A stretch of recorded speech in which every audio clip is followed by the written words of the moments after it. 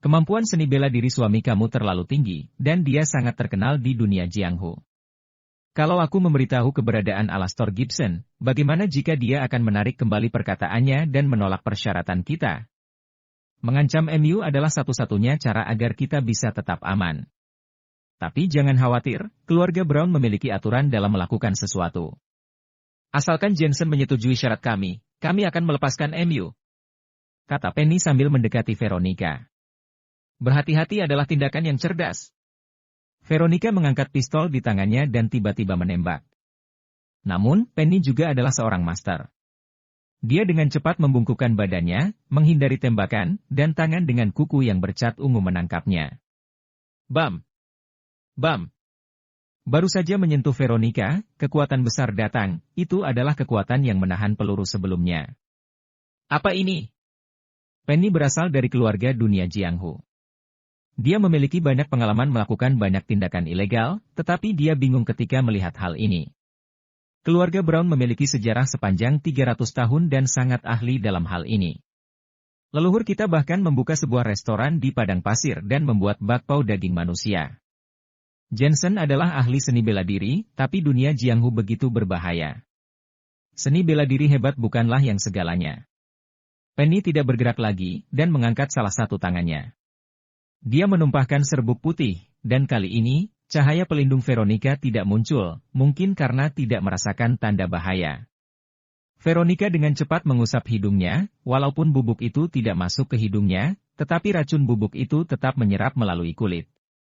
Dia merasa pusing, lalu jatuh, dan tidak sadarkan diri. Gali, bawa dia ke kota Bona. Perintah wanita itu kepada Gali, kita tunggu Jensen datang.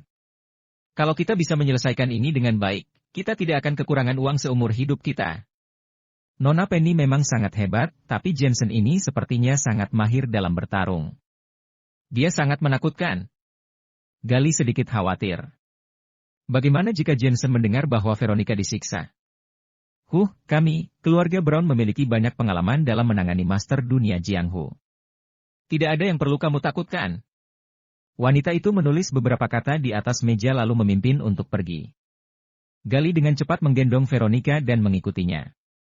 Awalnya, dia ingin meniduri Veronica setelah dia tertangkap. Tapi tidak sekarang. Dia tidak takut peluru, tapi mungkin saja Veronica masih memiliki rahasia lain di tubuhnya. Hujan di luar makin deras. Pukul 2 pagi, seseorang muncul di jalan, memandang ke Bailey Street yang redup dengan samar-samar, dan kemudian berjalan ke arah pintu nomor 83. Di bawah terang rembulan, orang ini seperti hantu, membuat orang merasa dingin. Dan dia adalah Jensen. Dia benar-benar tidak menyangka bahwa Veronica tidak akan mendengarkannya dan datang ke sana sendirian. Namun, dia bisa mengerti bahwa tindakan Veronica ini adalah untuk membantu dirinya dan Elena. Saat ini, Jensen tidak memikirkan apapun, hanya berharap Veronica akan baik-baik saja. Pintu nomor 83 dibiarkan terbuka. Jensen mendorong pintu dan berjalan masuk. Ruangan itu gelap, tapi dia bisa mencium bau mesiu. Ting-tang ting-tang. Keheningan sangat menakutkan, seperti rumah angker, hanya terdengar suara pakaian Jensen yang meneteskan air hujan. Jensen berdiri, diam sejenak dan menggunakan kesadaran ilahinya menyisir seluruh ruangan. Akhirnya dia memastikan bahwa tidak ada orang di sini. Api yang muncul di tangannya dan membakar beberapa perabotan, ruang tamu perlahan-lahan menjadi terang. Ruang tamu sedikit berantakan. Sepertinya telah terjadi pertempuran, tetapi tidak intens, dan ada peluru di tanah. Veronica memiliki giok penyelamat hidup. Peluru itu tidak akan melukainya. Jensen mengerutkan keningnya dan melihat ruangan itu. Tiba-tiba, dia mencium bau aneh di udara. Dia ingat akan ingatan leluhurnya, dan berkata dengan kaget, 5 bubuk racun. 5 bubuk racun adalah racun kuno. Campuran 5 racun dengan jumlah komposisi yang berbeda akan memiliki efek yang berbeda pula. Racikan ini sangat terkenal di zaman dinasti Han. Beberapa orang menggunakan 5 bubuk racun untuk menghalau ratusan ribu pasukan musuh. Dia pikir hal semacam ini telah menghilang dalam sejarah, tapi dia tidak berharap ada yang menggunakannya hari ini. Asal-usul lawannya tidak sesederhana itu, sepertinya dia adalah keturunan asli dari suku barbar selatan kuno. Di atas meja tertulis sesuatu, lokasi kota Bona, tertanda Brown. Jensen melirik ke arah meja lalu pergi. Panah, periksa orang bermarga Brown untukku. Aku ingin semua informasi dalam 1 jam. Dan juga, atur pesawat ke kota Bona untukku. Jensen terus bergerak setelah keluar dari bangunan. Setengah jam kemudian, di dalam pesawat, Jensen berganti pakaian bersih, lalu memejamkan mata untuk merenung. Dia memikirkan tujuan lawannya. Dia hanya akan memberikan informasi mengenai Alastor Gibson, tetapi mengapa menangkap Veronica? Sangat kontradiktif. Lagi pula, selama dia memberikan informasi, Jensen akan memberikan hadiah untuknya. Selain itu, Jensen juga adalah orang terkenal di dunia Jianghu, jadi dia tidak akan pernah menarik kembali kata-katanya. Kecuali, lawannya menginginkan lebih banyak. Saat ini, panggilan telepon dari Panah masuk. Tuan Jensen, kami telah memeriksa banyak orang dunia Jianghu, dan ada banyak terduga, tetapi pelaku utamanya kemungkinan besar adalah sebuah keluarga Jianghu Brown. Keluarga mereka memiliki sejarah selama 300 tahun. Selama masa penjajahan Wasia, untuk menghindari perang, mereka membuka sebuah hotel di padang pasir, khusus untuk membunuh orang dan mencuri barang. Setelah merdeka, mereka kembali dan memulai bisnis mereka. Bisnisnya tumbuh makin besar, dan mereka semua pergi ke luar negeri. Tapi menurut informasi yang kami dapatkan, bisnis mereka semuanya tidak berhubungan dengan klien, dan kebanyakan adalah properti mereka didapatkan melalui pemerasan. Yang paling penting, keluarga Brown sangat ingin tahu tentang teknik alkimia kuno saat mereka menyelidiki teknik mistik. Selain keluarga Brown, ada juga Jagal. Orang ini sangat brutal dan kejam. Dia adalah penjahat buronan kelas A dan masih buron hingga saat ini. Dan nyonya besar keluarga Brown adalah seorang master dunia Jianghu yang mahir dalam membunuh dan menghancurkan hati. Panah mendapatkan banyak informasi. Jensen langsung menargetkan keluarga Brown. Pelakunya pasti keluarga asli dunia Jianghu yang penasaran dengan teknik alkimia kuno. Lagi pula, mereka biasanya mencari uang dengan memeras seseorang, mereka pasti mengincar harta kekayaannya. Mereka benar-benar berani, bahkan mereka berani menantang Jensen. Saat fajar, Jensen mendarat di Bandara Cloud, kota Bona. Suasana di sana seperti suasana musim semi sepanjang tahun. Setelah turun dari pesawat, dia merasa udaranya sangat sejuk. Namun, dia sudah terbiasa dengan keadaan daerah utara yang kering, sehingga merasa sedikit lembab di sini. Ada banyak serangga di kota Bona, semut dan ular sudah ada sejak zaman kuno. Sejarahnya sangat kuno. Ada juga banyak keluarga asli di wilayah ini yang pandai memelihara serangga. Omong-omong, ini adalah kunjungan kedua Jensen. Terakhir kali dia diperintahkan oleh penatua Jack untuk datang ke lembah serangga di kota Bona untuk menghancurkan perusahaan rekayasa genetik. Veronica juga berada di sana saat itu. Tempat ini memiliki kenangannya dengan Veronica. Hari ini adalah kunjungan kembali ke tempat lama. Jensen tidak mengkhawatirkan keselamatan Veronica. Bagaimanapun juga Veronica akan baik-baik saja sebelum Jensen datang. Setelah mengambil mobil dan menuju ke lokasi yang telah disepakati, Jensen tiba setengah hari kemudian. Ini adalah hotel kecil dengan karakteristik suku Kluet. Pemandangan di sekitarnya sangat bagus dan tidak banyak orang. Sepertinya saat ini bukanlah waktu liburan. Tidak jauh dari hotel, beberapa anak muda dengan rambut berwarna-warni sedang berjongkok dan merokok. Tempat ini sepertinya tidak terlalu damai, banyak orang luar yang diganggu setelah datang ke tempat ini. Namun, penduduk setempat ini juga sangat pintar. Orang-orang yang diganggu tidak akan membuka mulut mereka untuk mencari keributan. Mereka akan berpikir untuk memberi penduduk uang karena merepotkan jika memanggil polisi. Namun, kebanyakan orang hanya ingin berlibur dan tidak mencari keributan.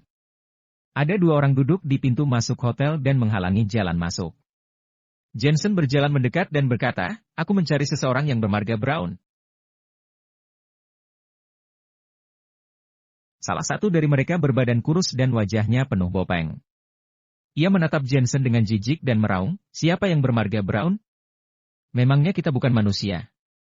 Coba katakan, kita manusia atau bukan?" Suaranya seperti guntur yang memekakan telinga. Jensen sedikit mengernyit dan dikejutkan oleh pria ini. Orang normal mana yang berbicara sekeras itu? Anak-anak muda di sekeliling juga menghampiri, berjalan dengan angkuh, tubuh penuh tato, sangat bebas dan santai. "Kak Elang bertanya padamu." Mereka semua menatap Jensen sambil tersenyum tipis. Aku bertanya padamu, apa kamu mendengarku? Kita manusia atau bukan? Pria itu berdiri dan berteriak. Suaranya sekeras sebelumnya. Apa kamu gila? Ucap Jensen santai. Ia hanya mengucapkan salam dan orang ini langsung berteriak histeris. Apalagi jika bukan gila. Namun, dia juga bisa memahami bahwa orang-orang ini sebenarnya adalah gangster yang suka menggertak dan mengintimidasi orang dengan suara keras. Efeknya lumayan bagus juga. Jika orang lain yang ada di sini dan melihat orang ini berteriak, mungkin keberaniannya akan berkurang setengah.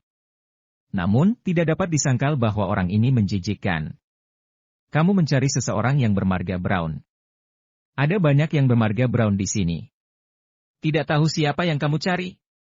Kata seorang pria dengan bekas luka di sudut mulutnya dan fisik yang kuat sambil tertawa di sampingnya. Dia berbicara layaknya orang normal, tetapi tatapan matanya tajam. Lihat saja sudah tahu jika dia orang yang galak, telapak tangannya juga kapalan, kelihatannya sering berkelahi. Siapa orang bermarga Brown yang kamu cari? Katakan. Pria yang bersuara keras tadi kembali berteriak, sikapnya arogan. Jensen mengabaikannya dan berkata pada pria dengan fisik yang kuat, aku juga tidak tahu namanya. Seseorang memintaku untuk menemuinya di sini. Kamu bahkan tidak tahu siapa nama orang ini. Untuk apa kamu datang ke sini? Untuk makan kotoran, teriak pria bersuara keras itu lagi, ludahnya beterbangan sejauh 1 meter. Jensen memiringkan tubuhnya untuk menghindarinya dan terus memandangi pria kuat itu. Karena sudah ada janji, bukannya kamu tidak boleh masuk. Tapi lebih baik kalau kamu melaporkan namamu dulu, kata orang kuat itu sambil tertawa. Kamu dengar itu? Siapa namamu? Si suara keras itu sangat menyebalkan. Jensen Scott. Jensen tetap tidak menghiraukannya. Mendengar ini, mata pria kuat itu berkedip. Dia jelas pernah mendengar nama ini. Yang mengejutkannya adalah seorang bos besar dari dunia Jianghu terlihat masih sangat muda dan penampilannya biasa-biasa saja. Kamu Dr. Jensen? Tanya orang kuat itu. Benar. Jensen mengangguk. Pria kuat itu tampak tenggelam dalam pikirannya dan tiba-tiba tersenyum dan berkata, kalau orang lain yang masuk, itu tidak akan menjadi masalah besar. Tapi kalau Dr. Jensen, maka perlu diuji dulu. Bagaimanapun kita juga takut kalau ada yang palsu. Kalau nanti ketahuan bahwa kamu palsu, habislah kamu. Kamu dengar itu? Kalau nanti ketahuan palsu, habislah kamu. Si suara keras itu benar-benar menjijikkan. Orang-orang di sekeliling memperlihatkan senyum penuh canda. Orang yang kuat itu dipanggil Kaiosha. Dia adalah bos besar mereka, gayanya arogan dan tindakannya kejam, tidak ada yang tidak berani dia lakukan. Namanya sangat terkenal di luar sana. Sekarang, Kaiosha mengincar pemuda ini dan dia akan menderita. Apa kamu dengar itu? Si suara keras itu berteriak lagi, cepat buktikan dirimu. Jensen langsung menyipitkan matanya dan menyapukan sebuah tamparan. Plak! Pria kuat itu melotot. Tak diduga, pemuda yang tadinya masih berbicara baik-baik itu tiba-tiba bergerak. Dia menahannya dengan satu tangan. Krek! Tulang-tulangnya seakan patah, dia terbang puluhan meter jauhnya seperti ditabrak mobil. Sekeliling terdiam sejenak, kemudian suara marah terdengar. Tidak ada yang menduga jika Jensen akan tiba-tiba melakukan pergerakan dan pergerakannya itu tanpa belas kasihan. Melihat Kaiosha lagi, dia telah bangkit berdiri dan lengannya kesakitan parah seperti sudah patah, tetapi masih bisa mencibir dan berkata, sepertinya kamu bisa bertarung dengan sangat baik. Aku paling suka bertarung dengan seorang master. Setelah mengatakan ini, sejumlah besar orang berjas hitam berlari keluar dari gang dan jalanan di samping. Mereka berkerumun mengelilingi Jensen. Toko-toko di kejauhan langsung tutup ketika melihat pemandangan ini. Mereka takut terlibat masalah. Di daerah ini, perkelahian jalanan adalah kejadian biasa. Untungnya, Kaiosha dan yang lainnya bisa menjaga sikap, mereka tidak akan mengganggu penduduk setempat, jika tidak, penduduk setempat pasti sudah habis karena kabur. Habisi dia. Perintah Kaiosha yang memilih untuk tidak bertarung 1 lawan 1. Semua orang bergegas menyerbu, menggenggam batangan besi dan pipa baja, mereka siap mati. Bam! Ekspresi Jensen datar, menendang dengan satu tendangan. Seseorang ditendang di bagian dada dan terbang pergi seperti sebuah karungan pasir, menabrak jatuh belasan orang. Bam! Jensen menyapukan pukulannya. Tulang dada seseorang patah dan dia terbanting ke dinding. Bam! Bam! Bam! Gerakan Jensen terkesan sederhana, namun kekuatannya tidak kecil. Orang yang terkena serangannya tidak mampu bangkit lagi. Jensen menggelengkan kepalanya sembari bergerak, ekspresi wajahnya penuh dengan penghinaan. Banyak orang yang melihat ke bawah dari lantai 2 toko-toko di sekeliling. Mereka terkejut melihat kelakuan Jensen. Pendatang ini cukup sombong juga. Harus dikatakan, gayanya menggelengkan kepala saat memukuli orang membuat orang-orang sangat marah. Bam! Bam! Bam! Jensen terus memukul hingga dia sampai di posisi Kaiosha berada. Tiba-tiba kecepatannya meningkat dan dia memukul bahunya. Bam! Kaiosha seperti ditabrak kereta api dan dibanting ke dinding oleh Jensen. Dinding itu hampir ambruk. Arg! Kaiosha menyemburkan darah, tetapi orang ini benar-benar mengerikan. Meski telah terluka, gayanya tetap angkuh. Orang-orang seperti dia tadinya adalah warga negara yang baik. Akan tetapi, karena mereka pernah diintimidasi, mereka bergabung dengan perkumpulan seperti itu di tengah jalan. Kebanyakan dari mereka adalah orang-orang jujur yang bergabung. Mereka adalah orang-orang kejam terhadap musuh dan juga terhadap diri mereka sendiri. Derajat mereka bisa diangkat dan kebetulan yang diperlukan hanyalah jiwa liar yang tidak takut mati. Sayangnya, jiwa liar mereka ini bertemu dengan Jensen. Jensen memeluk Kaiosha di bagian perutnya dan membantingnya ke belakang. Terdengar suara bantingan dan tanah pun serasa bergejolak. Setelah itu, tanpa menunggu Kaiosha bangkit, Jensen mendudukinya dan langsung memberinya tinjuan menghujam seperti hujan. Dia benar-benar mengabaikan orang-orang di sekelilingnya dan secara agresif menghancurkan moral mereka. Bam! Bam! Bam! Tinjuan demi tinjuan mendarat keras di wajah Kaiosha. Kaiosha masih merasakan pusing pasca dibanting ke belakang. Lalu wajahnya menjadi tak berbentuk, masam, pedas dan pahit bercampur. Wajahnya kelihatan seperti tongkat. Jensen mengacungkan jari tengahnya kepada orang-orang di sekelilingnya saat memukulinya. Di depan mereka, dia memukuli bos besar mereka dengan kejam. Dia sangat gila. Tapi bisa dikatakan, perkelahian gangster jalanan seperti ini, menggunakan tangan kosong dan tidak menggunakan seni bela diri, cukup keren. Tak heran jika banyak orang suka bertarung secara berkelompok. Para gangster di sekeliling tampak membunyikan batangan besi dengan diketuk-ketuk, tetapi mereka sebenarnya takut. Dari mana asal pria galak itu? Bahkan Kaiosha bisa dipukuli sampai seperti ini. Asal tahu saja, Kaiosha adalah orang gila yang pernah melawan 100 orang sendirian. Para penonton di lantai 2 itu juga terkejut.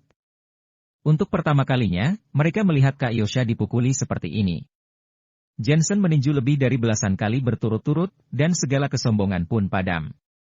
Ia bangkit berdiri dan berjalan perlahan menuju pintu hotel. Tidak ada yang berani maju, semua hanya berpura-pura mengetuk batangan besi. Meskipun wajah mereka terlihat galak, tetapi mereka sebenarnya hanya berpura-pura.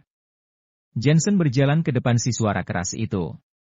Pria dengan wajah penuh bopeng itu berdiri di sana, tidak berani bergerak. Apa kamu masih ingin aku membuktikan diriku? Jensen memandang rendah dirinya. Si suara keras itu tak berani bersuara. Orang seperti dia ini, makin keras suaranya berarti makin bersalah, hanya berani menggertak yang lemah tapi takut dengan yang lebih kuat, tipikal penindas. Lagi pula, jika dengan bersuara keras saja bisa menyelesaikan masalah, apa gunanya masih punya kepalan tangan? Aku bertanya apakah kamu perlu bukti? Jensen tiba-tiba berteriak, lebih keras dari si suara keras itu sebelumnya, hampir memecahkan gendang telinga si suara keras. Mau beradu suara keras? Lihat suara siapa yang lebih keras? Tidak mau lagi. Kata si suara keras itu dengan suara rendah, sekecil suara nyamuk. Sekujur tubuhnya gemetaran. Para gangster di sekeliling menatap. Si suara keras juga berada di level bos besar dan selalu berbicara dengan suara yang keras. Ternyata dia juga bisa berbicara dengan suara rendah. Ini sungguh luar biasa. Jensen mencibir dan meraih leher si suara keras, lalu menamparnya dengan tangan kanannya. Plak! Plak! Plak! Plak! Suara itu nyaring. Pipi si suara keras seperti dipompa udara, giginya perlahan copot, hidungnya bengkok dan mimisan, serta darah muncrat dari giginya. Plak! Plak! Plak! Setiap tamparan Jensen lumayan bertenaga dan terdengar sangat memuaskan. Menderita pukulan paling parah, tak lain adalah si suara keras. Kejadian ini berlangsung selama 10 menit, yang lebih lama daripada saat dia memukuli Kaiosha. Pada akhirnya, si suara keras hanya bisa mengembuskan napas dan tidak bisa menarik napas sama sekali. Jensen lalu melemparnya dan dengan angkuh berjalan masuk ke dalam hotel. Dia tahu bahwa Kaiosha dan si suara keras ini mungkin hanya anjing suruhan keluarga Brown. Anjing suruhan sudah diberesi, sudah saatnya pemiliknya menampakkan diri. Hotel itu setinggi 5 lantai, lantai pertamanya didekorasi sederhana dan digunakan sebagai tempat makan, tetapi sekarang tidak ada siapa-siapa di sana. Jensen masuk dan duduk di salah satu meja. Ia menunggu dengan tenang. Oh, ada tamu, mau menginap atau makan? Tak lama, seorang wanita berpakaian indah berjalan turun dari lantai atas. Dia berusia sekitar 20 tahun, sosok dan penampilannya lumayan. Namun, Jensen merasa kelakuan wanita itu sedikit palsu, sosoknya sih tidak buruk, apalagi dia mengenakan celana jeans yang ketat, tubuh bagian atasnya juga memakai baju ketat, memberi kesan seksi dan memesona. Mencari seseorang? Ucap Jensen santai. Ya, aku pikir mau menginap atau makan. Hotel kami ini memberikan diskon untuk menginap dan makan. Kata wanita itu sambil berjalan mendekat. Diskon apa? Tanya Jensen. Diskon 30% kalau untuk makan dan diskonnya lebih besar lagi kalau untuk menginap. Ada yang akan membantumu mencuci kaki? Wanita itu menutup mulutnya dan tertawa. Ada maksud lain dalam kata-katanya. Ia datang ke depan Jensen, memperlihatkan gigi putihnya dan menjulurnya lidahnya yang bisa dia gulung. Suara memesona melayang ke telinga Jensen, yang pacarmu bisa, aku juga bisa. Yang dia tidak bisa, aku tetap bisa.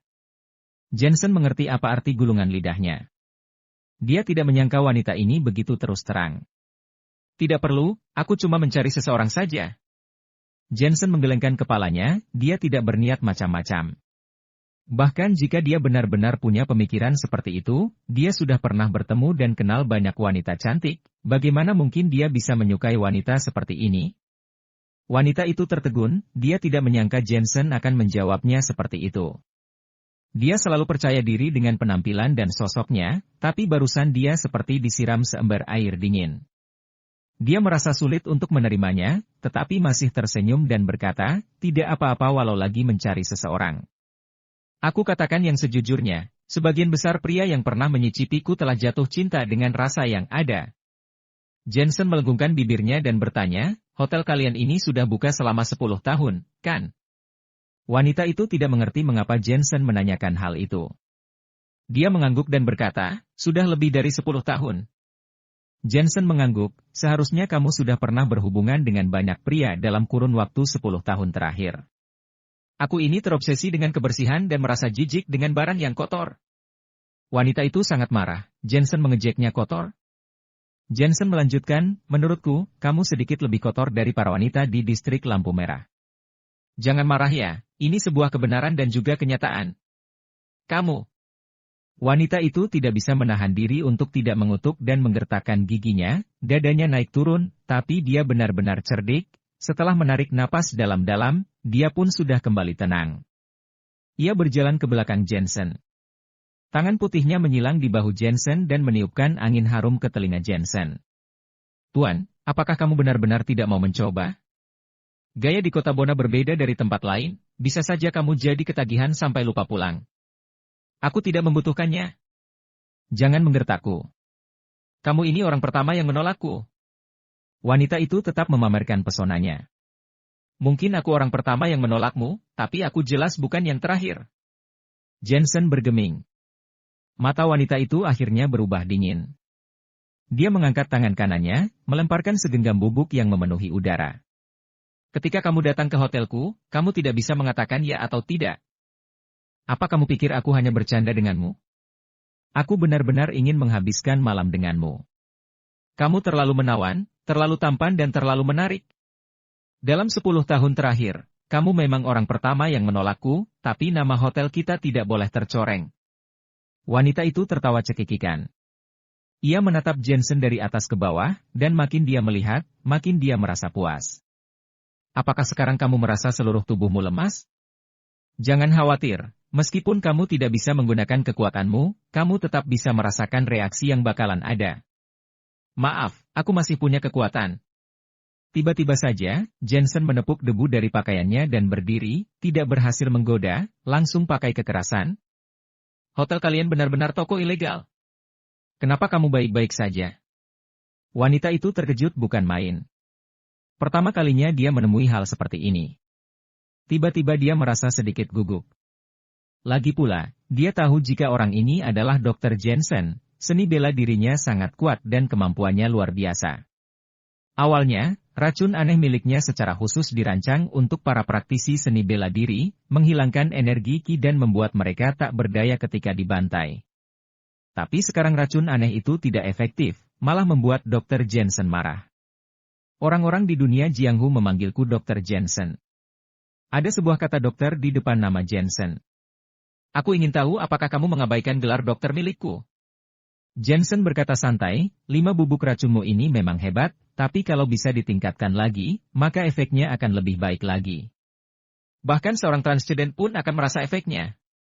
Dr. Jensen? Kamu beneran dokter? Wanita itu mundur selangkah, dia mengira bahwa dokter itu hanyalah sebuah kode nama, yang tidak berarti bahwa dia benar-benar seorang dokter. Ternyata Jensen memang seorang dokter dengan kemampuan medis yang tidak tertandingi dan tanpa sadar telah menetralisir racun miliknya. Katakan, di mana Veronica, dan di mana Alastor? Kata Jensen sambil berpindah meja dan duduk. Dr. Jensen, seorang Master No. 1 di daftar awan badai, memang bukan reputasi palsu. Akan tetapi, yang membuatku penasaran adalah kamu jelas masih muda, mengapa seni bela dirimu begitu kuat? Bahkan pengalaman di dunia Jianghu lebih unggul dari yang lain. Setelah wanita itu tenang, dia pun bertanya sambil tersenyum. Kamu hanya punya waktu 1 menit. Jensen tidak berniat untuk membuang waktu lagi. Alasan mengapa wanita itu bisa tenang karena dia tahu bahwa Veronica ada di tangannya. Keluarga Brown sering melakukan tindakan ilegal. Selama bertahun-tahun, mereka telah bertemu banyak master, tetapi mereka berhasil bertahan dan bahkan berjuang dengan pemerasan.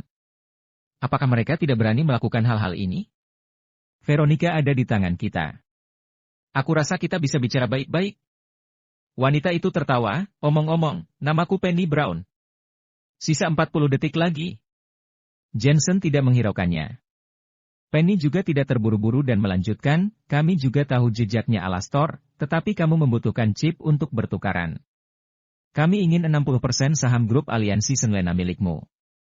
Mata Jensen berkedip, persis seperti tebakannya. Para keluarga elit dunia Jianghu ini datang demi uang, tetapi mereka terlalu serakah, bahkan menginginkan 60% saham grup aliansi Senlena. Harus diketahui bahwa saham ini bernilai puluhan miliar dan bahkan memiliki potensi yang tak terbatas, mungkin saja ke depannya bisa mencapai ratusan miliar.